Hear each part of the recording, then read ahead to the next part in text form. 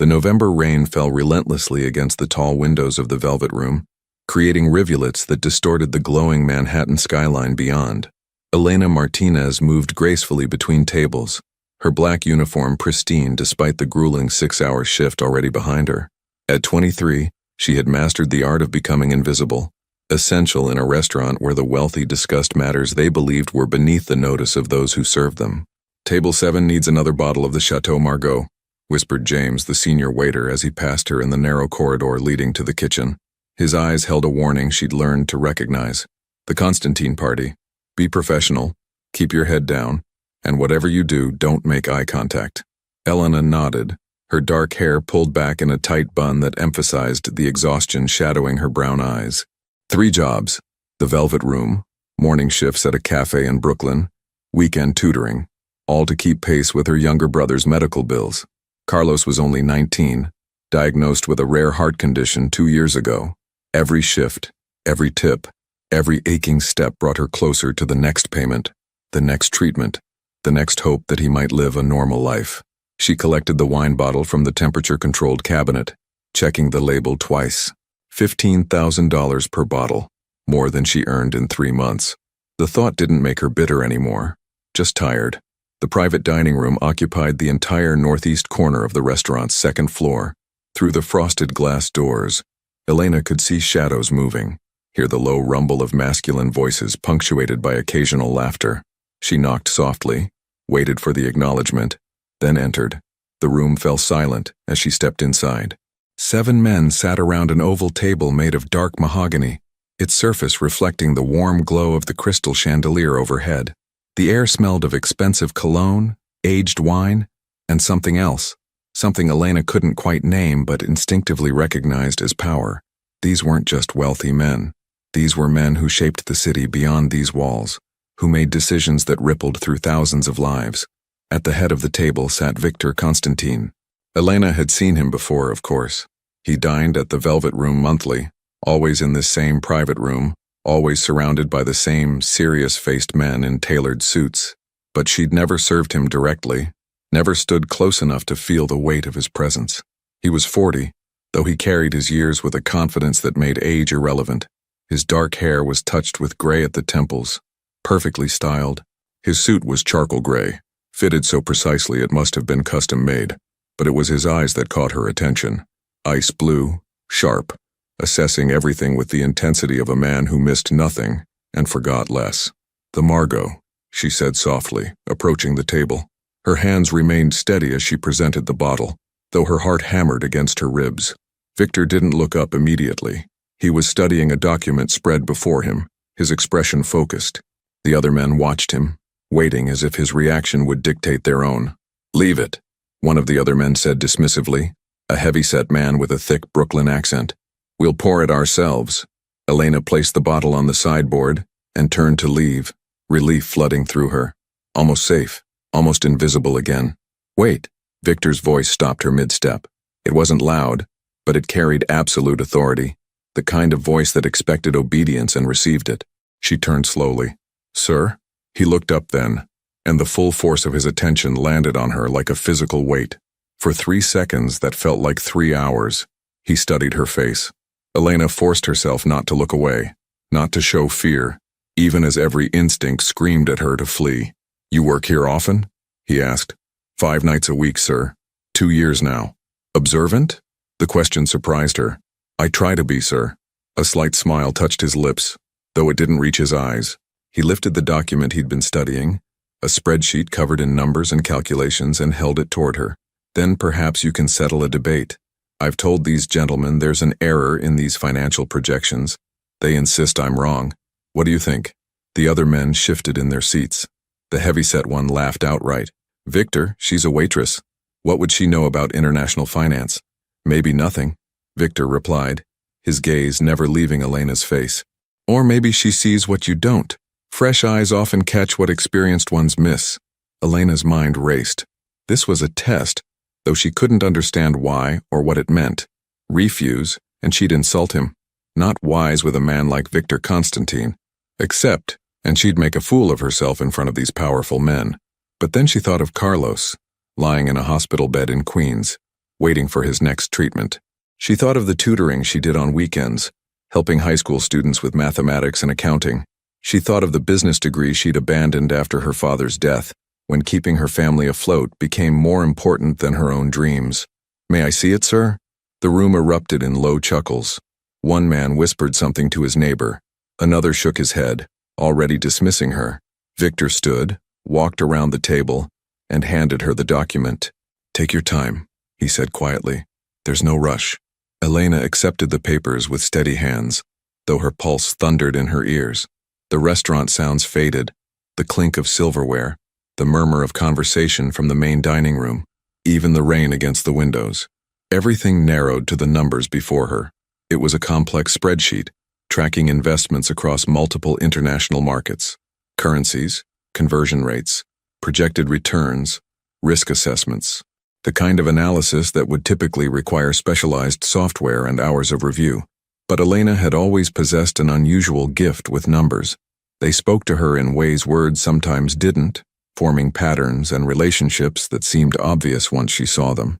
Her father had called it her mathematician's eye, the ability to spot inconsistencies, to sense when something didn't align with the internal logic of a calculation. She scanned the first page. Real estate investments in Miami, London, Tokyo. The numbers flowed correctly, each calculation following logically from the previous one. The second page covered currency exchanges and international transfers. Again, everything appeared sound. The third page dealt with projected returns over a 5-year period. Elena's eyes moved down the columns, her finger unconsciously tracing the flow of calculations, revenue projections, expense ratios, net profit margins. There. Her finger stopped on line 3, column 4. The number was 2.4 million, but based on the calculations above it, the initial investment, the projected growth rate, the compound interest, it should be 24 million. Someone had missed a digit, a single zero that transformed a reasonable return into a devastating loss. She read the line 3 more times, double-checking her mental math. No doubt remained. Elena looked up. Victor stood 5 feet away, arms crossed, watching her with an expression that revealed nothing. The other men had returned to their conversations, already bored with the game. "Well?" Victor asked. "Third line," Elena said clearly, her voice carrying across the sudden silence that fell over the room. "Column 4. You're missing a digit. Should be 24 million, not 2.4. Without that zero, your entire 5-year projection collapses. You'd be operating at a significant loss by year 3. The silence deepened. Someone's wine glass paused halfway to their lips. The heavy-set man who'd dismissed her earlier leaned forward, squinting at his own copy of the document. Victor's expression didn't change, but something flickered in his ice-blue eyes. Surprise? Respect? Elena couldn't tell. "She's right," the heavy-set man said slowly, his voice stripped of its earlier mockery. "Jesus, Victor, she's actually right. How did we miss that?" "You missed it," Victor replied, his gaze still locked on Elena. "Because you see what you expect to see. You assumed the projection was correct because it came from your own analysis department. She saw what was actually there." He took the document from Elena's hands, his fingers briefly brushing hers. Even that momentary contact felt charged, dangerous. "What's your name?" "Elena Martinez, sir." "How long did that take you, Elena? To find the error?" She glanced at the ornate clock on the wall. "Maybe 90 seconds, sir." Victor nodded slowly, as if confirming something he'd already suspected. He returned to his seat, pulled a leather checkbook from his jacket pocket, and began writing. The scratch of his pen was the only sound in the room. He tore out the check, folded it once, and stood again. A deal is a deal. Find the error, receive the reward. He crossed the room and placed the folded check in her hand. His voice dropped lower, meant only for her. "Though I suspect you would have answered even without the money. You couldn't help yourself. You saw the problem and you had to solve it." Elena looked down at the check, her hands beginning to tremble for the first time. $10 million. Written in Victor Konstantin's precise, controlled handwriting, made out to her name. "Sir, I can't." "You can, and you will. You earned it fairly." He paused, studying her face again with that unnerving intensity. "Tell me, Elena Martinez, what does a woman who works 5 nights a week as a waitress need $10 million for?" She should have stayed silent, should have thanked him and left. But something in his eyes, Something that looked almost like genuine curiosity, rather than the cold calculation she'd expected, loosened her tongue. "My brother," she said quietly. "He has a heart condition. The treatments—" She stopped, unwilling to expose more of her life to these strangers. Victor's expression softened almost imperceptibly. "I see." He returned to his seat, dismissing her with a slight nod. "Thank you for your assistance, Miss Martinez. Enjoy your evening." Elena clutched the check and retreated from the room, her legs somehow carrying her despite feeling disconnected from her body. In the corridor outside, she leaned against the wall, the folded paper burning against her palm like a live coal. James appeared beside her, his eyes wide. "What happened in there? You were gone for 10 minutes. Nobody stays in the Konstantin room that long." Elena unfolded the check, needing to see it again to confirm it was real. The numbers stared back at her, impossible and absolute. "I need to sit down. You need to get back to work," James hissed, though his voice held more concern than anger. "Whatever happened, whatever he said to you, forget it. Men like Victor Konstantin don't do favors without expecting something in return. That's not how their world works." But Elena barely heard him. Her mind was already racing ahead. The payments she could make, the treatments Carlos could receive, the future that had seemed impossible just 15 minutes ago suddenly within reach. She didn't notice Victor standing at the frosted glass door, watching her through the distorted panes. Didn't see the contemplative expression on his face, or the way his hand rested against the glass as if he might push through and follow her. Inside the private room, the heavy-set man poured himself another glass of wine. "You planning to explain what that was about, Victor? $10 million for spotting a typo? Since when do you throw money at waitresses?" "Since one of them proved to be smarter than my entire accounting department," Victor replied, still watching Elena's retreating figure. "Do you know how rare it is to find someone who sees clearly? Who looks at a problem and finds the truth rather than the answer they want to see? She's a liability now," another man warned. "You gave her $10 million in front of witnesses. People will talk. Your competitors will wonder why. The authorities might ask questions. Let them." Victor finally turned away from the door, returning to his seat with a thoughtfulness that his associates rarely witnessed. "Have Marco run a background check. Full details. I want to know who Elena Martinez is, where she comes from, and what her life looks like." "Victor," the heavy-set man began, his tone cautionary. "She found an error that would have cost us $80 million over 5 years," Victor interrupted.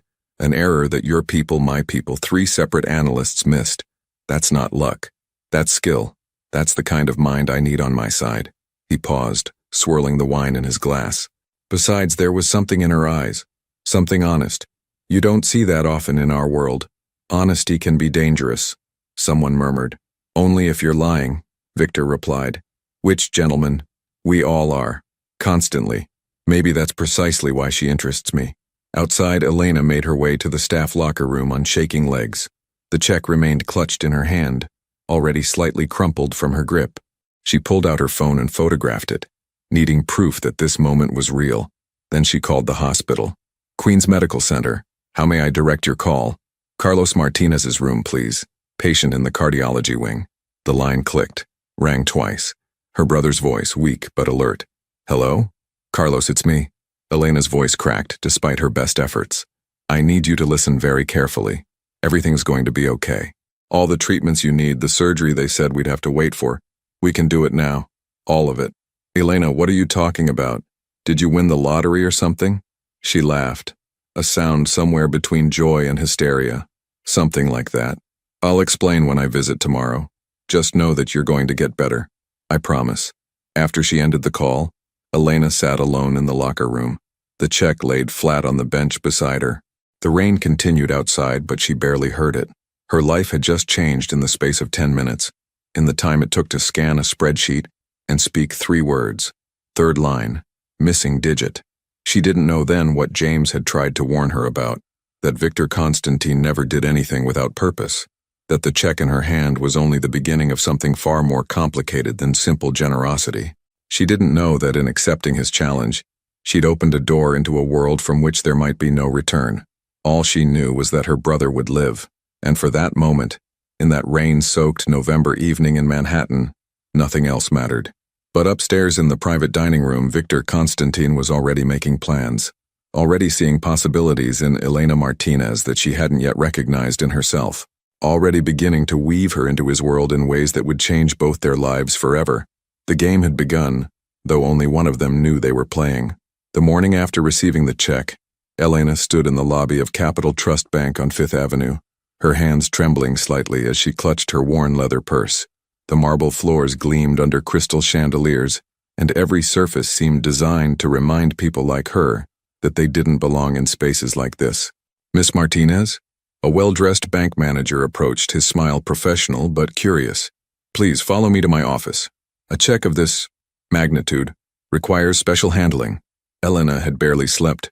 She'd spent the night researching Victor Konstantin, her laptop glowing in the darkness of her small Brooklyn apartment. The results had been simultaneously impressive and terrifying. Businessman, philanthropist, investor. Those were the official titles. But beneath the polished surface lurked whispers and rumors, connections to powerful families, business rivals who mysteriously withdrew from competition, deals that seemed too perfectly orchestrated to be coincidence. Yet nothing concrete, nothing provable. Victor Konstantin existed in the gray space between legitimate enterprise and something darker, and he navigated it with the skill of someone who'd spent a lifetime learning where the lines were drawn. "The check has cleared," the manager said, his tone respectful now as he reviewed his computer screen. "Mr. Konstantin's accounts are well established with us. The funds will be available in your account within 24 hours. May I suggest speaking with one of our investment advisors? A sum this size requires careful management." Elena nodded absently, her mind already racing toward hospital bills, treatment schedules, the surgery Carlos needed. $10 million. It still felt like a dream, something that would dissolve if she examined it too closely. As she left the bank, her phone buzzed with a text from her manager at the Velvet Room. "Need to talk. Come in early today." The afternoon shift at the restaurant felt different. Elena noticed it immediately, the way conversation stopped when she entered rooms, how her coworkers' eyes followed her with a mixture of envy and concern. Even the kitchen staff, usually too busy to pay attention to front-of-house gossip, watched her with renewed interest. Marcus, the restaurant manager, waited for her in his office. He was a thin man in his 50s, with gray hair and kind eyes that had seen too much of the city's underbelly to be easily surprised. But today, those eyes held worry. "Close the door, Elena." She complied, her stomach tightening with anxiety. "You understand that what happened last night is unusual," Marcus began carefully. "Men like Victor Konstantin don't hand out millions of dollars on a whim. They don't notice people like us. And when they do, there's always a reason. He gave me a challenge. I answered correctly. That's all it was." Marcus leaned back in his chair, studying her face. "Is it? Because this morning I received a phone call from his office. They're making a reservation for tonight. Victor Konstantin specifically requested that you serve his table." Elena's heart skipped a beat. "He's coming back? For the third time this week. He usually comes once a month, Elena. Never more. And he's never requested a specific server." Marcus's voice softened. "I'm not telling you what to do. You're an adult, and after 2 years I trust your judgment. But be careful. Men in his position, they're used to getting what they want, and I'd hate to see you get hurt." "I can handle it," Elena said, with more confidence than she felt. "Can you? Because if he makes you uncomfortable, if he crosses any lines, you tell me immediately. I don't care how much money he has or how much influence. You're under my protection in this restaurant." The gesture touched her more than she'd expected. "Thank you, Marcus, really." Victor arrived at 8:30, as the dinner service reached its peak. He wasn't alone. 2 men accompanied him, both wearing suits that screamed expensive tailoring and discreet security training. They flanked him like shadows, their eyes constantly scanning the room with professional paranoia. But it was Victor who dominated the space. He moved through the restaurant like he owned it, which, Elena suddenly realized, he might actually do. She'd never thought to research who held the ownership stakes in the Velvet Room. "Miss Martinez." His voice was warmer than she remembered, though his eyes maintained their calculating sharpness. "I hope I'm not disrupting your evening." "Not at all, Mr. Konstantin." "Your usual table?" "Actually, I was hoping for something more private. Perhaps the corner booth overlooking the street?" It was an unusual request. That booth was typically reserved for couples seeking intimacy, not businessmen with security details. But Elena simply nodded and led them across the dining room, acutely aware of the stares following their progress.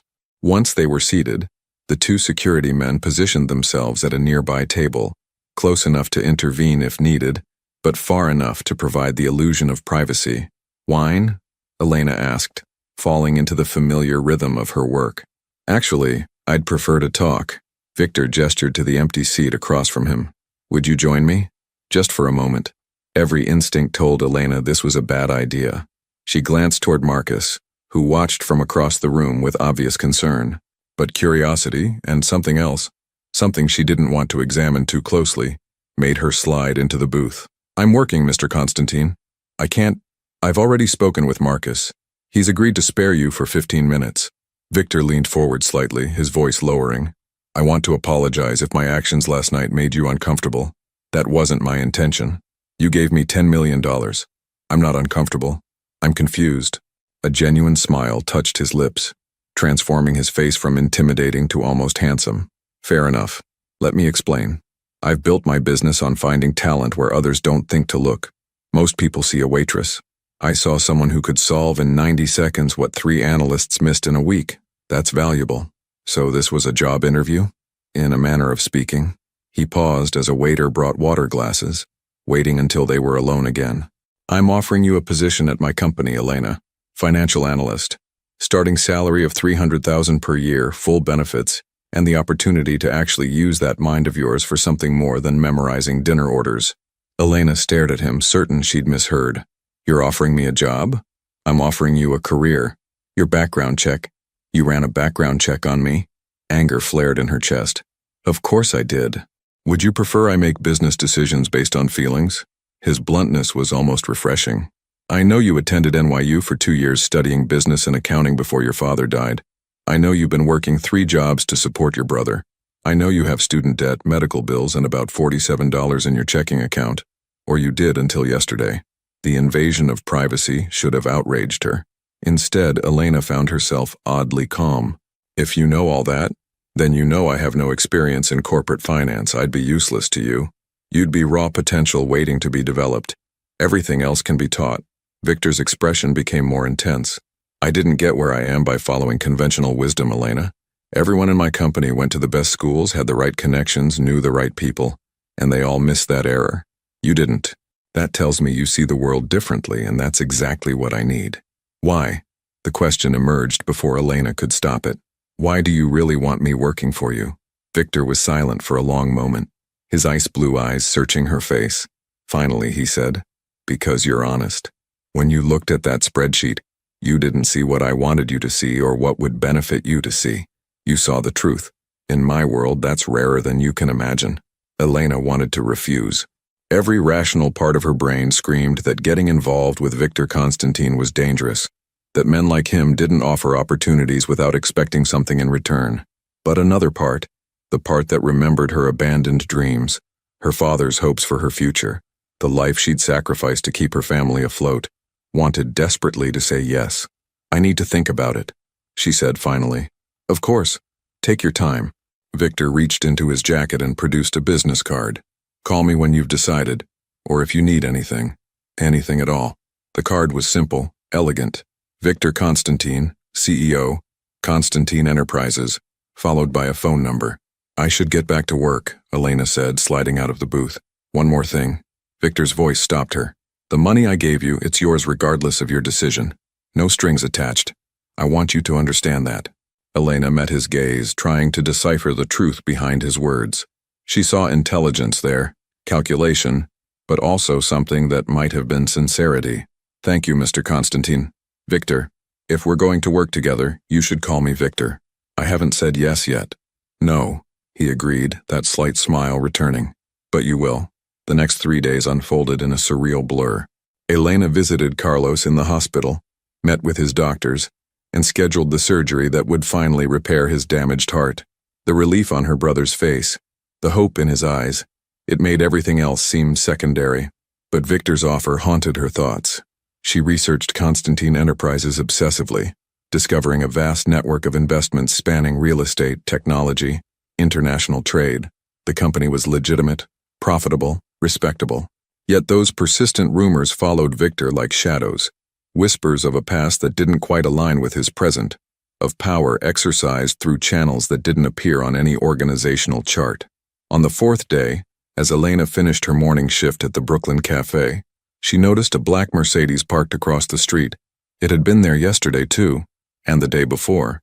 Different car, same presence. She was being watched. The realization should have terrified her. Instead, it triggered a strange sense of inevitability. Victor had warned her in his way. In my world, he'd said, not the business world or corporate America, my world. A place with different rules, different dangers. That evening, Elena pulled out Victor's business card and dialed the number. He answered on the second ring. Miss Martinez, I was beginning to think you'd decided against my offer. I have questions first. Ask them. Elena took a breath. Am I in danger? The cars following me, the men watching my apartment? Is that your protection or your surveillance? Silence stretched between them, and when Victor spoke again, his voice carried a weight it hadn't before. Both. My interest in you has drawn attention from people who might want to use that interest against me. The security is necessary. That's honest, at least. I told you. Honesty matters to me. A pause. Are you afraid? Yes, Elena admitted. But I'm also tired of being afraid of everything. Afraid of bills I can't pay, of futures I can't plan, of dreams I can't pursue. Your offer terrifies me, Victor. But so does spending the rest of my life wondering what if. Then work for me. Learn from me. I can't promise it will be easy, but I can promise you'll never be bored. And I can promise that as long as you're honest with me, I'll protect you. From what? From whatever comes. His voice softened. Elena, I know my reputation precedes me. I know what people say, what they suspect. Some of it is true. Some of it is exaggeration. But what I'm offering you is real. A chance to be more than circumstances have allowed you to be. The question is, are you brave enough to take it? Elena looked around her tiny apartment, at the second-hand furniture, the bills stacked on the kitchen counter, the photograph of her father that she kept by her bed. She thought of Carlos, finally getting the treatment he needed. She thought of the degree she'd abandoned, the career she'd sacrificed. When do I start? She could hear the smile in Victor's voice. Monday morning, 9 o'clock. I'll send a car for you. I can take the subway. Elena, you work for me now. You'll take the car. After ending the call, Elena sat in the gathering darkness of her apartment, wondering if she'd just made the best decision of her life or the worst. The Mercedes was still parked across the street, its presence both threatening and reassuring. Her phone buzzed with a text from an unknown number. Welcome to Konstantin Enterprises. Your employment contract and building access credentials will arrive tomorrow. Looking forward to working with you. Victor. A second text followed immediately. And Elena, thank you for trusting me. Monday morning arrived, wrapped in the sharp cold of December. Elena stood outside her apartment building at 8:30, dressed in her only professional suit, a simple navy ensemble she'd bought for college interviews 4 years ago. It still fit, though the cut was dated and the fabric showed its age. The black Mercedes pulled up precisely on time. The driver, a stern-faced man in his 60s, opened the rear door without a word. Elena slid inside, the leather seats cold against her legs. Manhattan rushed past the tinted windows, the city transforming from the familiar neighborhoods of Brooklyn into the gleaming corporate towers of Midtown. The car stopped in front of a building Elena had passed 1,000 times without truly seeing. 60 stories of glass and steel, the Konstantin Enterprises logo etched discreetly above the entrance. Top floor, the driver said, speaking for the first time. Mr. Konstantin is expecting you. The elevator ride felt endless. Elena watched the numbers climb, her reflection staring back from the polished doors. She looked young, nervous, completely out of her depth, which she supposed she was. The doors opened onto a reception area that belonged in an architecture magazine. Floor-to-ceiling windows offered panoramic views of Manhattan, the morning sun painting the city in shades of gold. Expensive artwork adorned the walls. Everything spoke of power, money, and the kind of success Elena had only observed from a distance.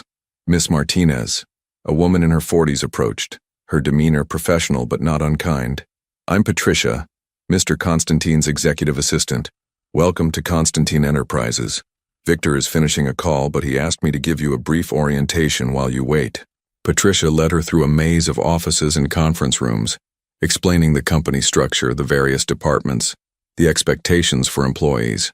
Elena tried to absorb it all, but her attention kept drifting to the views, to the obvious wealth surrounding her. to the reality that this was now her world. "And this," Patricia said, opening a door, "will be your office." Elena stepped inside and stopped breathing. It wasn't large, probably one of the smaller offices on the floor, but it had a window, a real window with a view of the city, a desk, a computer, bookshelves waiting to be filled. Her name was already printed on a placard by the door: Elena Martinez, financial analyst. "It's too much," Elena whispered. "It's what every analyst receives," Patricia assured her. "Though I'll admit, most of them have MBAs and years of experience. Victor must see something special in you. That's what worries me." Patricia's expression shifted, becoming almost maternal. "A word of advice? Victor Konstantin is demanding, exacting, and he expects excellence. But he's also fair. If you work hard, if you're honest with him, he'll value you. Just be careful not to disappoint him. He doesn't forget, and he doesn't forgive easily." Before Elena could respond, Patricia's phone buzzed. "He's ready for you. His office is at the end of the hall. The door will be open." Victor's office occupied the entire northwest corner of the building. Elena entered to find him standing by the windows, phone pressed to his ear, speaking in rapid Russian. He turned as she entered, his eyes meeting hers, and she felt that same electric recognition she'd experienced in the restaurant. He was dressed more casually today: dark slacks, white shirt with the sleeves rolled to his elbows, no tie. It made him seem younger, more approachable, though the air of controlled power remained unchanged. Victor ended his call and pocketed his phone. "Elena, punctual. I appreciate that." He gestured to the seating area, a leather sofa and chairs arranged around a coffee table. "Please sit. We have a lot to discuss." Elena perched on the edge of the sofa, her posture rigid with nerves. Victor took the chair across from her, close enough that she could see the flecks of darker blue in his eyes. "First, I want to establish something important," he began. "Your success here depends on two things: your ability to learn and your willingness to be honest with me. I don't expect you to know everything. That's why I'm investing time in training you. But I do expect you to admit when you don't understand something and to speak up when you see problems. Can you do that?" "Yes." "Even if it means contradicting me? Even if it means pointing out my mistakes?" Elena thought of the spreadsheet, of how easily she might have stayed silent in that private dining room. Especially then. Victor smiled, genuine pleasure lighting his features. "Good. That's exactly what I need to hear." He leaned back, his posture relaxing slightly. "You're going to work directly with me for the first 3 months.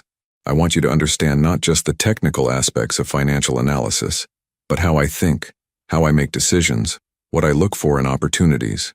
You'll attend meetings, review contracts, analyze proposals. Consider yourself my apprentice." "That seems like an inefficient use of your time." "On the contrary, teaching you forces me to articulate processes I usually handle instinctively. You might be surprised how often that reveals flaws in my thinking." He paused. "Besides, I enjoy your perspective. You haven't been trained to see the world the way everyone else in this building does. That's valuable." Over the next hour, Victor outlined her responsibilities, the projects she'd be working on, the expectations for her performance. Elena's head spun with information, but beneath the professional discussion, she sensed something else, a current of interest that went beyond business, a attention that felt personal in ways that both excited and alarmed her. "Questions?" Victor asked finally. "Why me, really? Not the answer you gave me at the restaurant. The real reason." Victor was silent for a long moment, his gaze searching her face with an intensity that made her want to look away. When he spoke, his voice was quieter, more personal than before. "Because when you walked into that private dining room, you were afraid, but you didn't let fear control you. Because you saw a problem and solved it without worrying about what solving it might mean for you. Because in a room full of people who've spent their lives learning how to pretend, you were genuine." He leaned forward slightly. "And because I'm tired of being surrounded by people who tell me what I want to hear, instead of what I need to know. You're not like them, Elena, and I find that refreshing." The admission hung between them, weighted with implications Elena wasn't ready to examine. She stood abruptly, needing distance. "I should get to work." "Of course." Victor rose as well, that slight smile returning. "Patricia will show you how to access the systems you'll need. We'll meet again tomorrow morning to discuss your first project. And Elena?" She turned at the door. "Welcome to my world. I think you'll find it interesting." As Elena made her way back to her office, her hands trembling slightly with adrenaline, and something that might have been anticipation, she didn't notice Victor standing at his window, watching her reflection in the glass, didn't see the contemplative expression on his face, or the way his hand curled into a fist at his side, as if restraining himself from following her. In accepting his offer, Elena had stepped through a door that would prove far more difficult to exit than enter.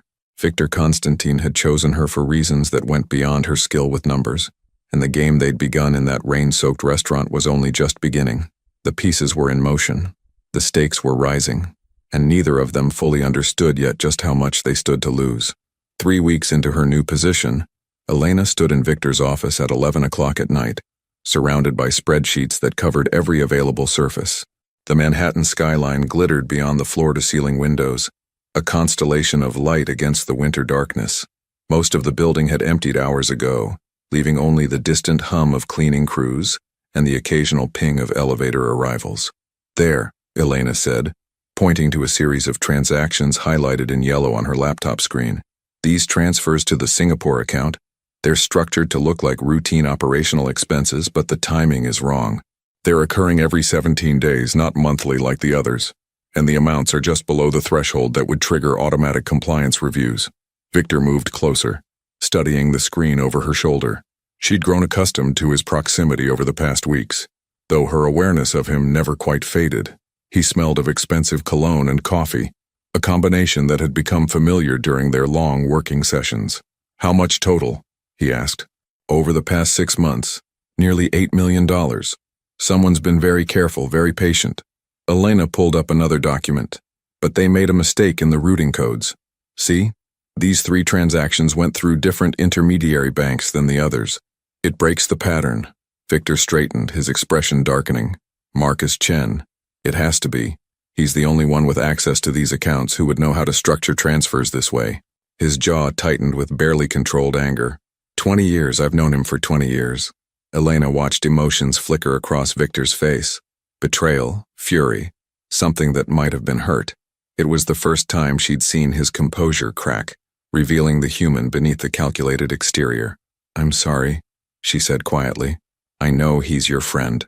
He was my friend. Now he's a liability." Victor walked to the windows, his reflection ghostly against the city lights. "This is excellent work, Elena. You found in 3 weeks what our internal auditors missed for 6 months. I wasn't looking for anything specific. That's probably why I saw it. Sometimes fresh eyes. It's more than that." Victor turned to face her, the city framing him like a portrait of power. "You have an instinct for patterns, for things that don't fit. That's not something that can be taught." He paused, studying her with that intense focus she'd come to recognize. "You're wasted on spreadsheets. I want you in the strategy meetings. I want your eyes on every major decision we make." "Victor, I've been here 3 weeks. Your senior staff will. My senior staff missed $8 million in theft. You didn't. That's all the qualification you need." He moved back to his desk, already reaching for his phone. "Go home. Get some rest. Tomorrow is going to be difficult." Elena began gathering her things, exhaustion settling into her bones. The past weeks had been a blur of learning, not just the technical aspects of her job, but the unwritten rules of Victor's world. How to read the silences in meetings, how to distinguish between the legitimate business operations and the carefully orchestrated arrangements that existed in legal gray areas, how to navigate the complex web of loyalties and rivalries that defined Konstantin Enterprises.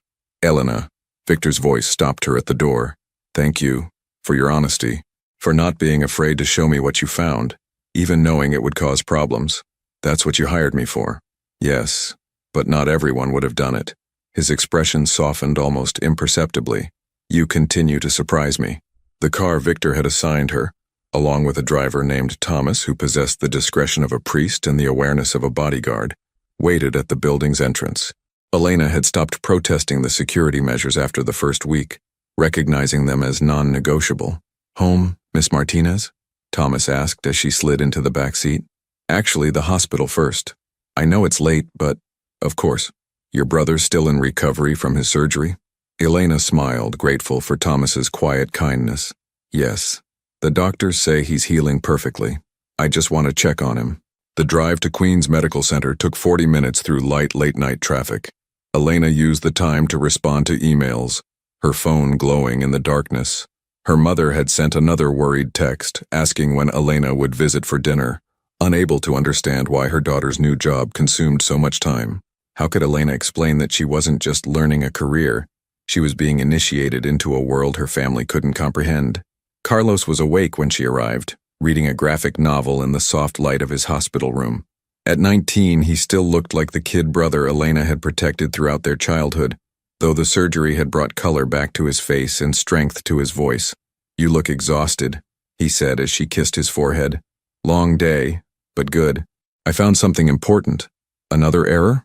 Carlos grinned. "You're making a habit of that." Elena settled into the chair beside his bed, slipping off her heels with relief.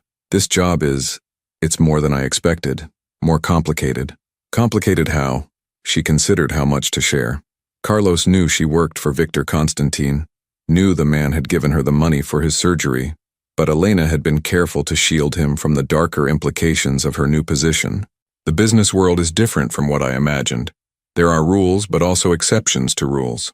Things that are technically legal but morally ambiguous. Victor operates in those spaces with incredible skill." "Are you safe?" Carlos asked, his expression serious. "Yes. Victor is protective, sometimes overly so, but I'm learning to navigate it." Elena took her brother's hand. "How are you feeling? Really?" "Strong. The doctors say I might be discharged next week. Full recovery in about 2 months." His eyes shone with gratitude. "Because of you. Because you met the right person at the right time. Because I looked at a spreadsheet and saw a missing zero. No, because you were brave enough to speak up when everyone else stayed silent. That's who you are, Elena. Don't lose that, no matter how complicated this job gets." His words stayed with her during the drive back to her apartment in Brooklyn, the small one-bedroom she'd lived in for 3 years, which now felt impossibly distant from the gleaming offices of Midtown Manhattan. Elena had received her first paycheck the week before, an amount that still seemed surreal. She could afford to move, to find something larger, closer to work. But she wasn't ready to leave this space yet. These walls that remembered who she'd been before Victor Konstantin entered her life. The next morning arrived too quickly. Elena dressed carefully in one of the 3 new suits she'd purchased. Charcoal gray with a silk blouse. Professional but not trying too hard.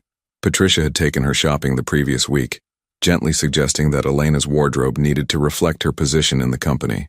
The experience had been both humiliating and oddly touching, Patricia's matter-of-fact kindness making the charity easier to accept.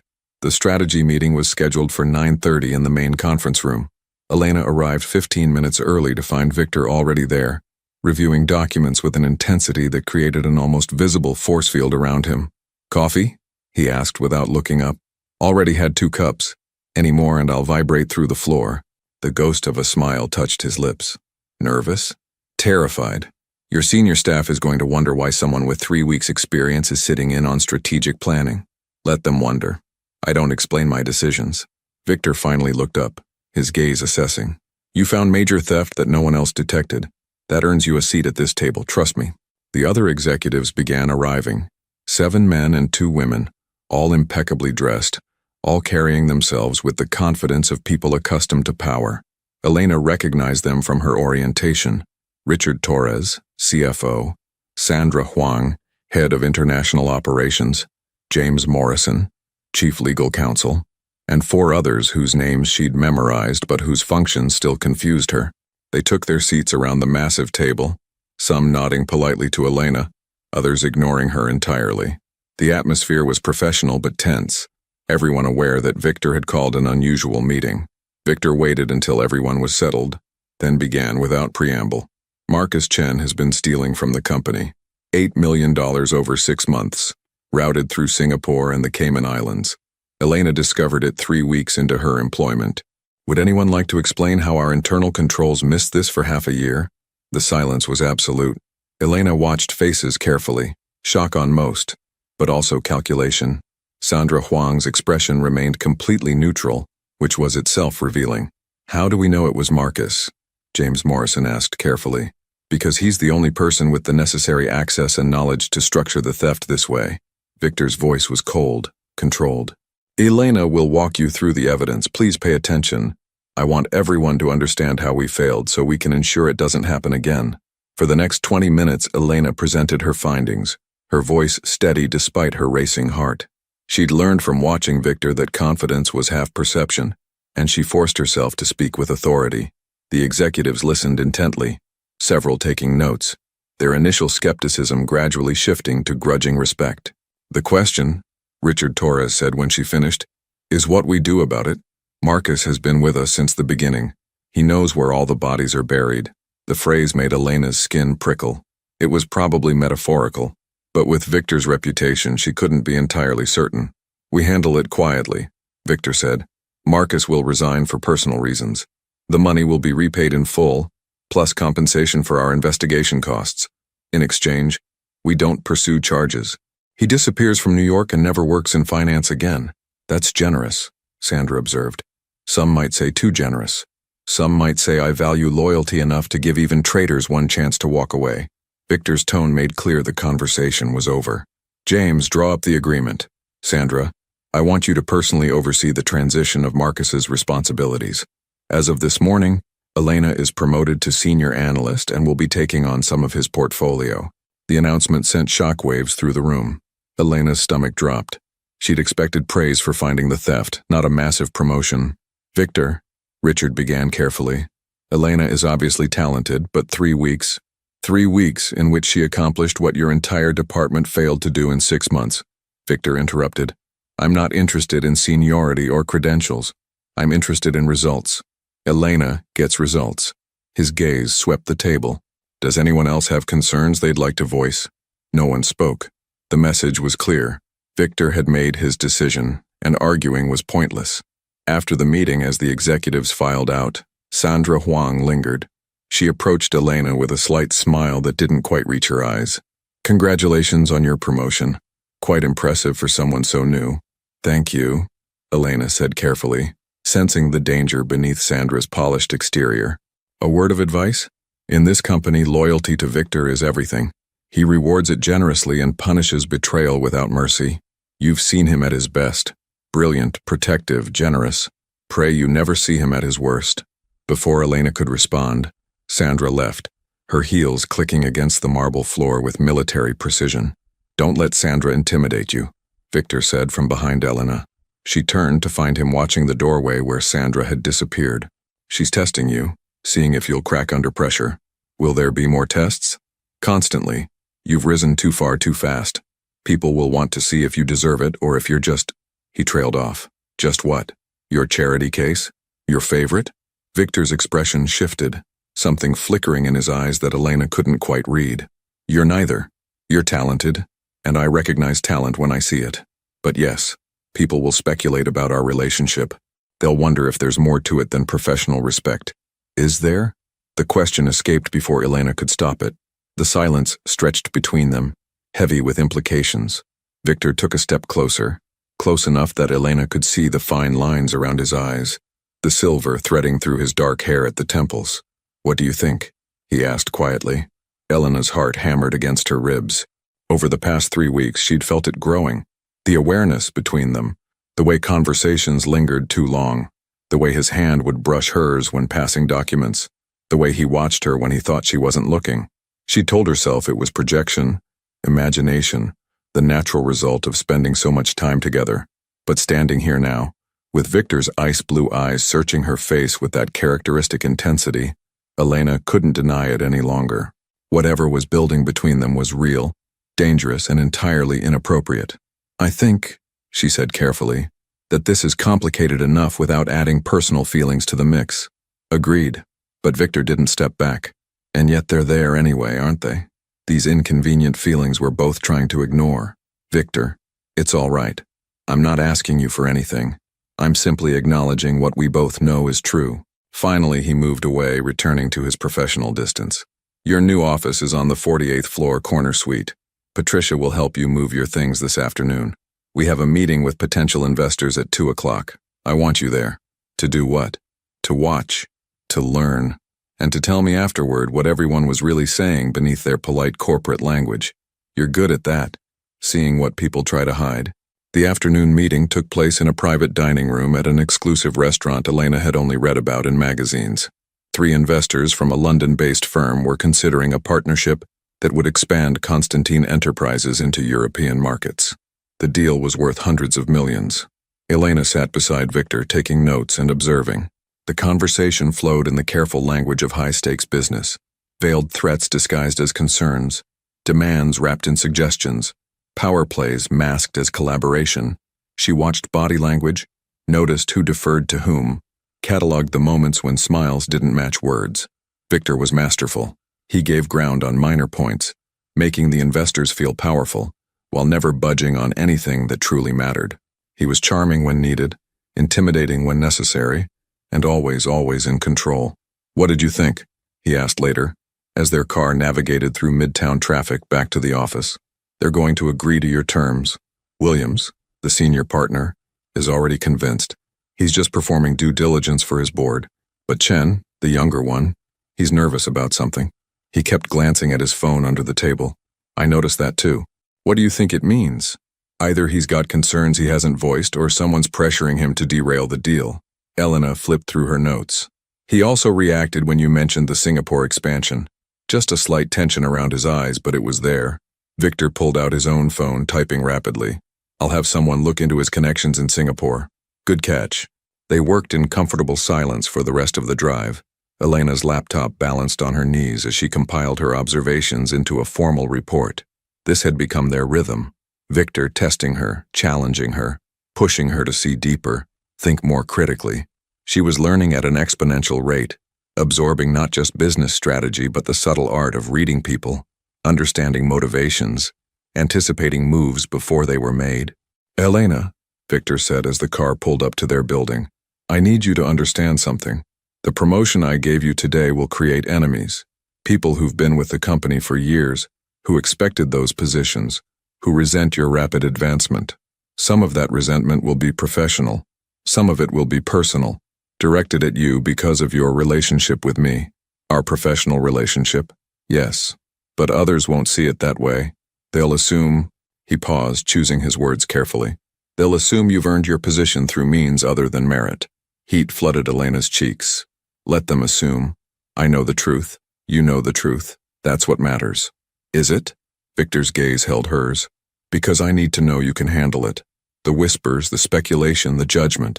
I need to know you won't let it affect your work or your confidence. I've spent my whole life being underestimated, Victor. Being a waitress, people treated me like I was invisible. At least now they're noticing me, even if they're judging. I'll take that over invisibility." Something shifted in Victor's expression, approval mixed with something warmer, more personal. "You're stronger than you know. That's one of the things He stopped himself. "One of the things I respect about you." They held each other's gaze for a moment too long, the air in the car suddenly charged with unspoken tension. Then Victor's phone rang, shattering the moment. "I have to take this," he said, his tone returning to business. "Go home. Rest. Tomorrow we're flying to Boston to meet with the Caldwell Group. Early flight, 6 a.m. Thomas will pick you up at 4:30. "Boston? Victor, I don't have—" "Patricia has already arranged everything, clothes, travel documents, hotel reservation. All you need to do is show up." As Elena rode the elevator down to the lobby, her head spinning with the day's events, she tried to process everything that had happened. A promotion, a near confession from Victor, a business trip to Boston. 3 weeks ago, she'd been serving dinner to wealthy strangers. Now she was one of them, or at least she was supposed to be. But Carlos's words echoed in her mind. "Don't lose who you are." Looking at her reflection in the elevator's polished doors, Elena wondered if it was already too late. The woman staring back wore designer clothes and carried a leather briefcase. She spoke confidently in board meetings and analyzed million-dollar deals. She was becoming someone her family wouldn't quite recognize. And the most terrifying part? She liked it. Liked the challenge, the respect, the feeling of using her mind for something that mattered. Liked working beside Victor, matching his intensity, earning his approval. Liked him. That was the truth she'd been avoiding, the feeling she'd tried to dismiss as gratitude or admiration or professional respect. But tonight, in the car, when he'd almost said something before stopping himself, Elena had felt it clearly, this pull between them that went far beyond business, far beyond appropriate. Victor Konstantin was 40 years old, powerful, dangerous, and wrapped in more secrets than she could probably ever uncover. Getting involved with him romantically would be the worst decision she could make. And yet, as Elena settled into the back of her car for the drive home, She couldn't stop replaying the moment when their eyes had met, the electricity that had sparked between them, the way her name sounded when he said it with that particular intensity. She was in dangerous territory, walking a line between professional and personal that grew thinner every day. And the worst part was that she wasn't sure she wanted to step back to safety. The game was changing. The stakes were rising. And Elena was no longer certain who was playing whom. The private jet cut through the pre-dawn darkness, its cabin lights dimmed to allow passengers to rest during the 90-minute flight to Boston. Elena sat across from Victor at a polished wood table, both of them surrounded by documents for the upcoming meeting with the Caldwell Group. She'd never been on a private plane before, had never imagined she would be, and the casual luxury of it still felt surreal. "You're not looking at the brief," Victor observed without glancing up from his own papers. "I memorized it last night. The Caldwell Group owns 17 properties across New England, primarily commercial real estate. They're cash-heavy but growth-stagnant. They need our international connections and market expertise. We need their established regional presence. And what they're not saying?" Elena had learned this was Victor's favorite question, the game of finding what lived beneath the surface of every deal. They're desperate. 2 of their major tenants are leaving, and they can't attract replacements with their current management structure. They need this partnership more than we do, which means we negotiate from strength. Victor finally looked up, a slight smile playing at his lips. "You learn fast." "I have a good teacher." The words hung between them, weighted with the tension that had been building since yesterday's almost confession. Victor's eyes held hers for a moment that stretched too long, and Elena felt her pulse quicken despite her best efforts to remain professional. "Coffee?" Victor asked, breaking the moment as he stood to pour from the plane's elaborate service station. "Please. Black? No sugar. I know how you take your coffee, Elena. I pay attention." The statement was simple, but it carried implications that made Elena's stomach flutter. Of course he knew how she took her coffee. They'd spent countless late nights working together. But the way he said it, the quiet intimacy in his tone, suggested he paid attention to more than just her beverage preferences. Victor returned with 2 cups, settling back into his seat. Outside the windows, the sky was beginning to lighten, painting the clouds in shades of pink and gold. "Tell me something," Victor said, his tone shifting to something more personal. "Do you regret it, accepting my offer, entering this world?" "Why would you ask that?" "Because I've watched you change over the past month. You're more confident, more assertive. But sometimes when you think no one's looking, I see doubt in your eyes, like you're not sure if you made the right choice." Elena considered lying, maintaining the professional facade they'd both been hiding behind. But Victor had been honest with her from the beginning, and she owed him the same courtesy. "I don't regret it, but sometimes I feel like I'm becoming someone my family doesn't recognize. My mother asks when I'm coming home for dinner, and I tell her I'm working. My friends from before, they don't understand this life. The hours, the pressure, the constant calculation." She paused, choosing her words carefully. "And then there's you. What about me? You're the most complicated part of all this. You gave me an opportunity that changed my life. You've been patient, supportive, protective, but I don't fully understand why, and the not knowing keeps me up at night." Victor was silent for a long moment, his fingers tracing the rim of his coffee cup. When he spoke, his voice was lower, more vulnerable than she'd ever heard it. "My wife died 5 years ago. Catherine. Cancer. She was 33. He stared out the window, his reflection ghostly against the brightening sky. "After she died, I buried myself in work, built the company into something 3 times its previous size, made more money than I could spend in 5 lifetimes, and I was completely, utterly alone." Elena's heart constricted. She'd known about his wife from her research, but hearing him speak about her made it real, made the loss tangible. "I surrounded myself with people," Victor continued, "but they were all employees, associates, business partners, people who wanted something from me or feared me or both. No one who saw me as just a person." He turned back to face her. "Then you walked into that private dining room and you weren't impressed by my money or intimidated by my reputation. You just solved a problem because it needed solving. And I thought, here's someone real. Victor, I'm not telling you this to make you uncomfortable. I'm telling you because you asked why I chose you, and you deserve an honest answer." His ice blue eyes held hers with characteristic intensity. "Yes, you're talented. Yes, you're intelligent, but mostly you're genuine. And I've found that quality increasingly rare in my world." The plane's intercom crackled to life. "Mr. Konstantin will be landing in 15 minutes. Victor stood, the moment breaking as he shifted back into business mode. We should prepare. The Caldwell team will meet us at their offices at 8:30. The Caldwell Group headquarters occupied a historic building in Boston's financial district, all brick facade and restored interior attempting to project old money stability. Elena walked beside Victor through the lobby, acutely aware of the stares they attracted, not just because of Victor's obvious wealth and power, but because of how they looked together. She could almost hear the speculation. Who is she? His assistant? His associate? Something more? The meeting took place in a conference room that tried too hard to impress, with its mahogany paneling and antique furniture. 3 men waited: Robert Caldwell, the 70-year-old patriarch, his son James, who looked to be in his 40s, and their attorney, a sharp-eyed woman named Patricia Chen. Mr. Konstantin, thank you for meeting with us, Robert began, his handshake firm despite his age. And this is? Elena Martinez, my senior analyst. She'll be reviewing all aspects of any potential partnership. Elena caught the slight emphasis Victor placed on senior analyst, establishing her authority in the room.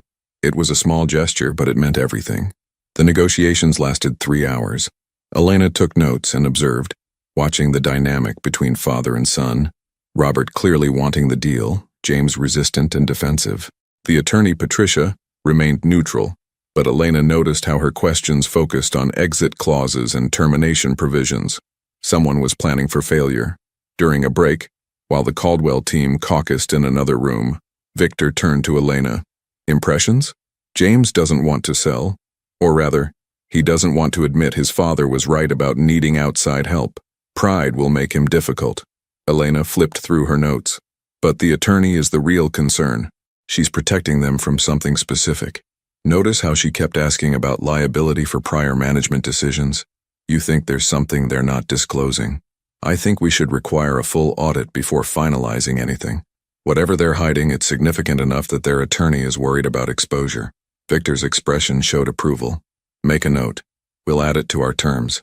When negotiations resumed, Victor presented their revised conditions, including the comprehensive audit. James Caldwell's face darkened immediately. That wasn't part of our initial discussions, he said, his voice tight with barely controlled anger. Initial discussions often evolve as we learn more about potential partnerships, Victor replied smoothly. Surely you understand the need for due diligence in a deal of this magnitude.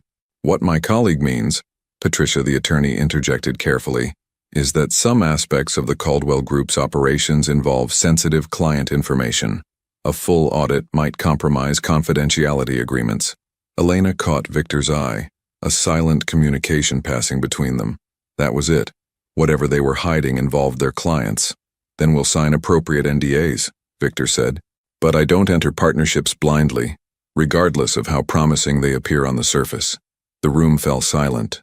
Robert Caldwell looked at his son, some wordless conversation happening between them. Finally, the older man nodded. We'll agree to the audit, but it needs to be conducted discreetly, and we'll need to notify certain clients before you access their files. Acceptable, Victor said. Our team will coordinate with yours on the timeline. After the meeting concluded and they were back in the car heading to the airport, Elena turned to Victor. They're laundering money. That's what the audit will find. Victor's expression remained neutral. Possibly. Or they've simply been creative with their accounting to minimize tax exposure. Either way, it's information we need before committing resources. And if it is money laundering? If their clients are...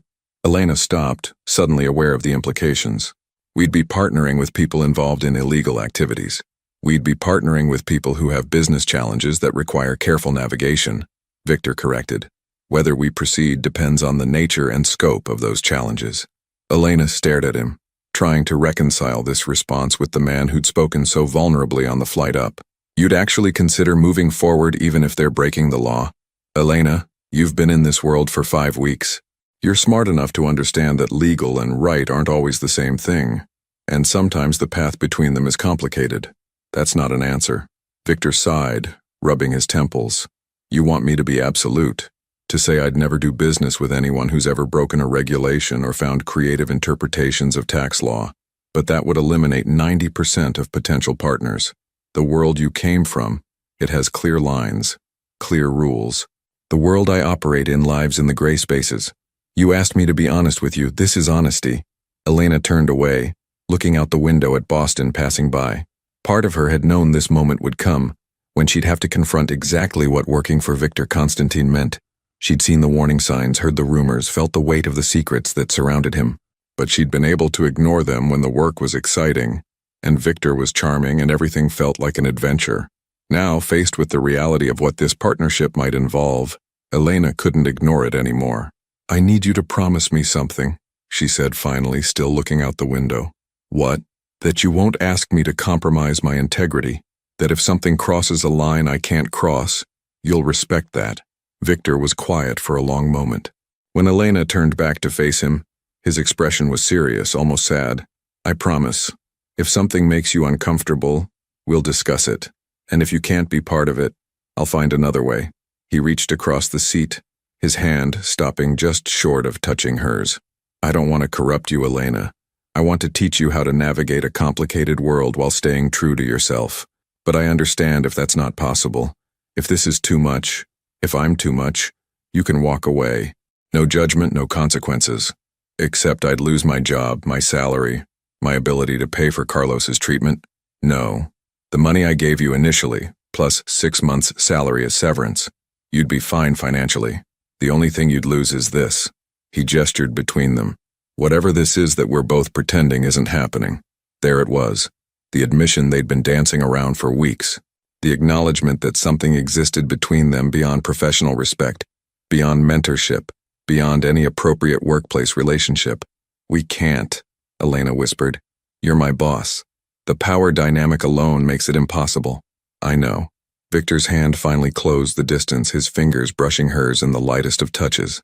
But knowing something's impossible doesn't make it less real. They didn't speak for the rest of the drive or during the flight back to New York. But the silence wasn't uncomfortable. It was charged with all the things they weren't saying, all the feelings they were both trying to control. Elena used the time to think, to really examine what she wanted. She could walk away, take Victor's generous severance, find another job with her newfound experience and connections. It would be the safe choice, the smart choice, the choice that didn't involve falling for a man whose world was built on moral ambiguity and carefully maintained secrets. But when she looked at Victor, reading documents with that intense focus, his profile sharp against the window, his presence filling the small space with barely contained energy, Elena knew she wasn't going to walk away. Not yet, maybe not ever. She was in too deep, had come too far, wanted too much of what this new life offered. The challenge, the respect, the feeling of being valued for her mind rather than just her service. And yes, she wanted him, wanted to understand him, to see behind the walls he'd built, to touch the vulnerability he'd shown her so briefly. It was dangerous. It was probably foolish, but it was real. When they landed at Teterboro Airport, evening had fallen over New York. Victor's driver waited on the tarmac, but Victor paused before heading to the car. I have a place in the city, he said. A penthouse. Very private, very secure. I'd like to show it to you. Elena's heart hammered. This was the moment. The crossing of a line from which there might be no return. She should say no, should maintain the professional boundary, should protect herself from the inevitable complications. Okay, she heard herself say. The penthouse occupied the entire top floor of a building in Tribeca, with floor-to-ceiling windows offering 360-degree views of Manhattan. The interior was minimalist but warm, all clean lines and expensive materials with artwork that even Elena recognized as significant. This is where you live? She asked, walking to the windows. Sometimes. I have a house in Connecticut where I stay on weekends, but when I'm working late, I stay here. Victor moved to the kitchen, pulling out a bottle of wine. Drink? I probably shouldn't. Probably not. But he poured 2 glasses anyway. They stood by the windows, the city spread below them like a sea of light. Elena could feel the tension building, the awareness of being alone together in this intimate space, all the professional barriers stripped away. Tell me to leave, Elena said quietly. Tell me this is a bad idea and I'll go. Victor set down his wine glass and turned to face her fully. I can't tell you that. Because the truth is, you're the first person in 5 years who's made me feel something other than empty. And I'm selfish enough to want more of that feeling, even knowing it's complicated and potentially destructive. I don't know how to do this, how to separate work from whatever this is, how to be your employee, and also, Elena stopped, unable to finish the sentence. Also mine. Victor moved closer, close enough that she could feel the heat of his body. We don't have to figure it all out tonight. We don't have to make decisions or commitments or promises. But I need you to understand something, Elena. When I look at you, I don't see an employee. I see someone who challenges me, who isn't afraid of me, who makes me want to be honest even when honesty is dangerous. Victor, he reached up, his fingers barely touching her face, giving her every opportunity to pull away. When she didn't, when she instead leaned almost imperceptibly into his touch, something shifted in his expression, desire mixing with something deeper, more vulnerable. Tell me you feel it too, he said, his voice barely above a whisper. Tell me I'm not imagining this. Elena's rational mind screamed warnings, listed all the reasons this was a terrible idea. But her heart had been his since that first night in the restaurant when he'd seen her as more than invisible, when he'd given her a chance to prove herself. I feel it, she admitted, and it terrifies me. Me too. Then Victor kissed her, and Elena's world tilted on its axis. His lips were soft but insistent, one hand cupping her face while the other slid to her waist, pulling her closer. Elena's hands found his shoulders, then his hair, and she kissed him back with all the want she'd been suppressing for weeks. When they finally broke apart, both breathing hard, Victor rested his forehead against hers. I should apologize, he said, but I'm not going to. Good, because I'd have to call you a liar. He laughed, the sound surprising and genuine. What are we doing, Elena? Something complicated, something that probably won't end well, but something real. Victor pulled back enough to look at her face, his thumb tracing her cheekbone. I can't offer you uncomplicated. My life, my past, the things I've done, it's all messy and morally ambiguous and sometimes dangerous. But I can offer you honesty and protection, and whatever version of myself isn't consumed by business and obligation. That's enough, Elena said, and she meant it. They stood together by the windows, New York glittering below them, two people who'd found each other across impossible distances, social, economic, experiential, and decided the risk was worth taking. Neither of them spoke about tomorrow, about what this meant for their working relationship, about the complications that would inevitably arise. For this moment they simply existed together, two people allowing themselves to feel something real in a world built on careful calculations and strategic moves. But outside the warmth of the penthouse, forces were already moving. Elena's rapid rise had created enemies within the company. Victor's interest in her had drawn attention from rivals who would gladly use that vulnerability against him. And the Caldwell deal, with its buried secrets and complicated implications, would soon force both of them to confront exactly what lines they were willing to cross. The game was accelerating. The stakes were rising. And Elena and Victor had just made themselves each other's greatest weakness. 3 weeks after that night in the penthouse, Elena sat in a sterile conference room at the FBI's New York field office, her hands folded on the table to hide their trembling. Across from her sat two agents, Special Agent Jennifer Walsh, a woman in her 40s with sharp eyes and sharper questions, and her partner, Agent David Park, younger but equally intense. Miss Martinez, do you understand why you're here? Agent Walsh asked, her tone professionally neutral. You said you wanted to discuss my employment at Konstantin Enterprises. Elena's voice was steadier than she felt. She'd been leaving work when two agents approached her on the street, flashing badges and requesting she accompany them. Not arrested. They'd been very clear about that. Just questions. Specifically, we want to discuss Victor Konstantin. Agent Park opened a folder, spreading photographs across the table. Elena recognized them immediately. Victor at various business meetings, entering restaurants, standing outside his Connecticut house. And there, in several photos, was Elena herself beside him. Her stomach dropped. We've been investigating Konstantin Enterprises for 18 months. Agent Walsh continued. Financial irregularities, potential money laundering, connections to organized crime families. Nothing concrete yet, but enough smoke to suggest fire. And then you appeared, a waitress who suddenly became his senior analyst, his constant companion, his... She paused meaningfully. What would you call your relationship with Mr. Konstantin? Professional, Elena said automatically, though the photos suggested otherwise. There was one of them leaving his penthouse building together at midnight, another of Victor's hand on her lower back as they entered a restaurant, his body language protective and possessive. Professional, Agent Walsh repeated skeptically. Miss Martinez, we're not interested in your personal life. We're interested in Victor Konstantin's business practices, and we believe you're in a unique position to help us. I don't understand what you think I can tell you.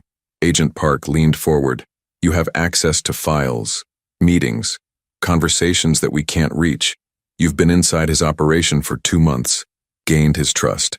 You could provide evidence of financial crimes that would... You want me to spy on him? Elena's voice came out flat, emotionless, even as panic clawed at her chest. We want you to cooperate with an ongoing federal investigation, Agent Walsh corrected. In exchange, we'd offer you full immunity from any charges that might arise from your association with Konstantin's activities. We'd also provide protection for you and your family.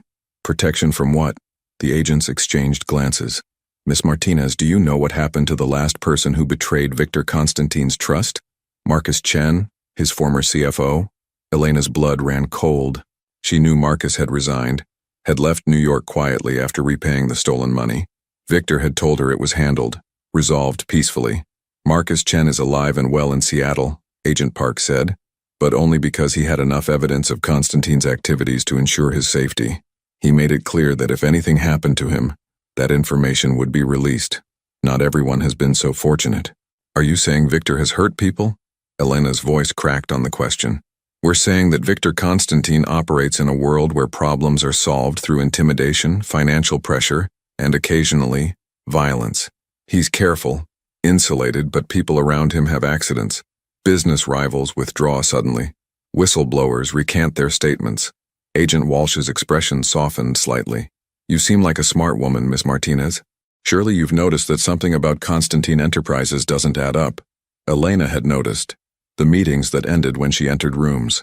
The phone calls Victor took in Russian or Italian, his voice dropping to a murmur. The way certain associates watched her with expressions that mixed pity and warning. She'd told herself it was just aggressive business practices, the normal machinations of corporate power. But deep down, she'd known there was more. What exactly are you accusing him of? Elena asked. Money laundering for several international organizations, tax evasion through complex offshore structures, potentially providing financial services to entities engaged in illegal activities. Agent Walsh paused. And we believe the Caldwell Group deal you're currently working on is specifically designed to expand those capabilities into New England. The audit. Elena had completed it 2 weeks ago, and her findings had been troubling.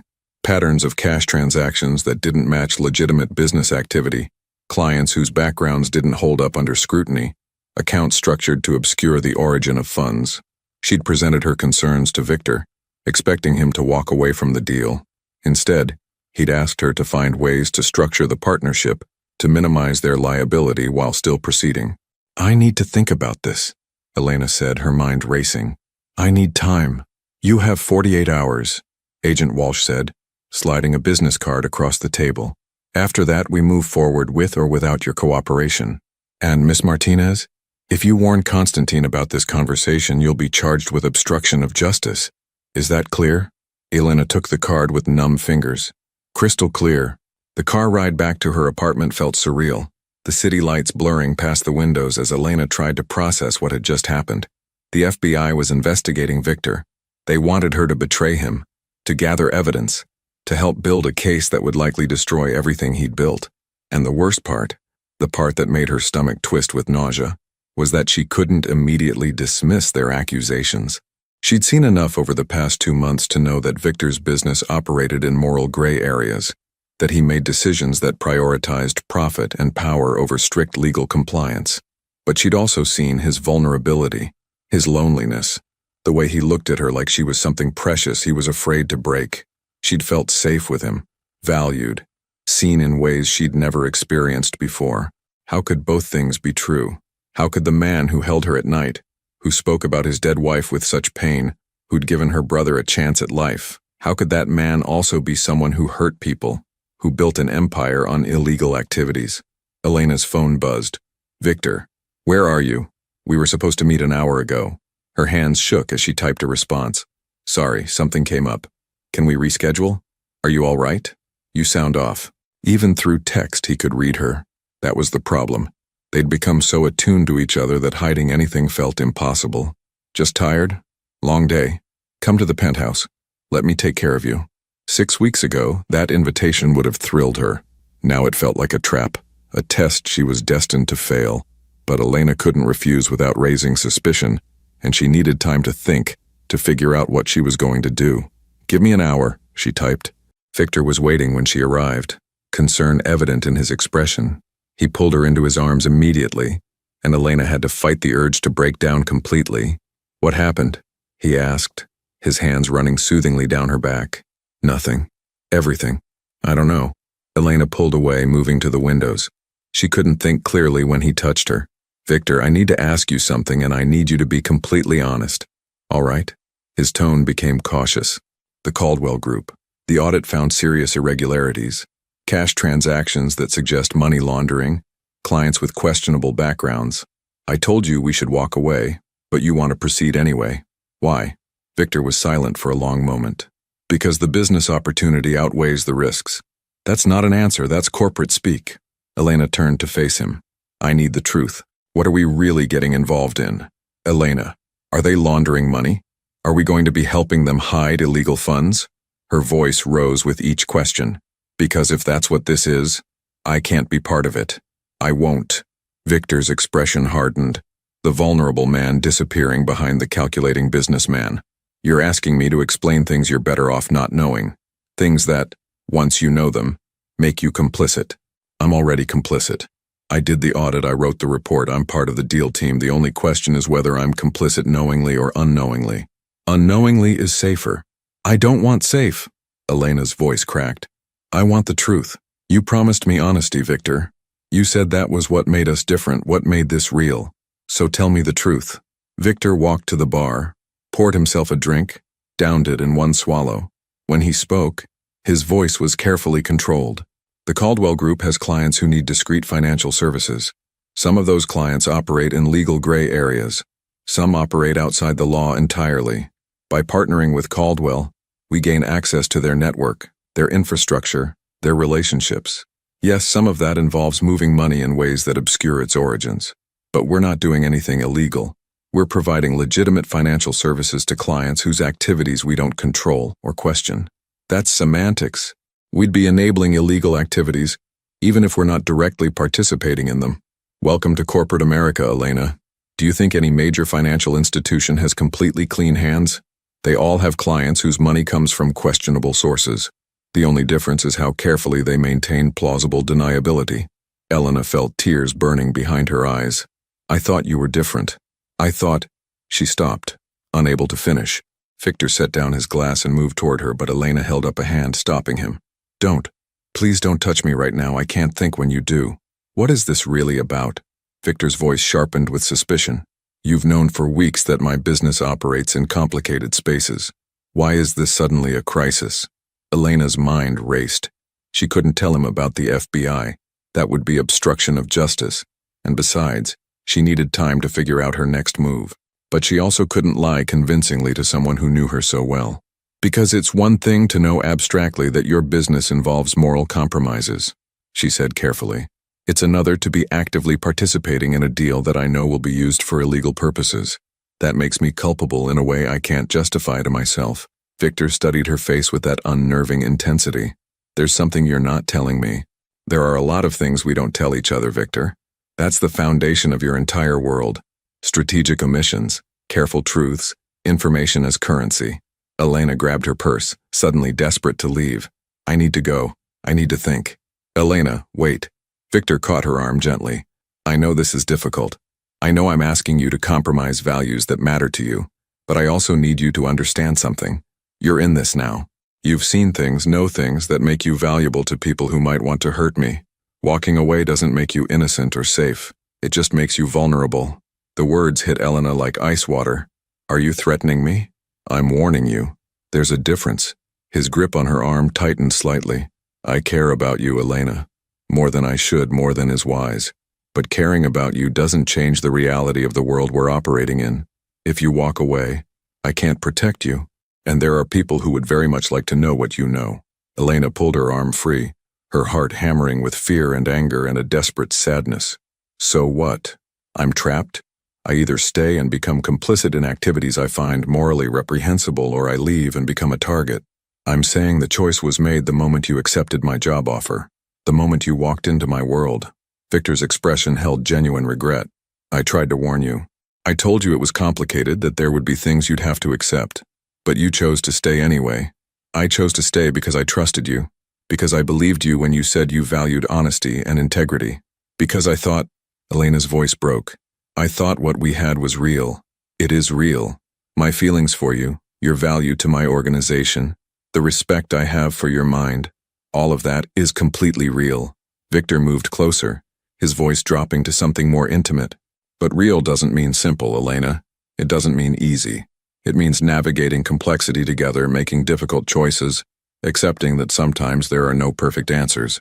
Elena wanted to believe him, wanted to fall into his arms and let him convince her that everything would be all right, that they could find a way through this together.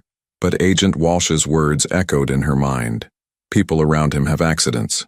I need time, Elena repeated, moving toward the door. Please, Victor. Just give me some space to figure this out. He didn't try to stop her again, but his voice followed her to the door. 48 hours, Elena.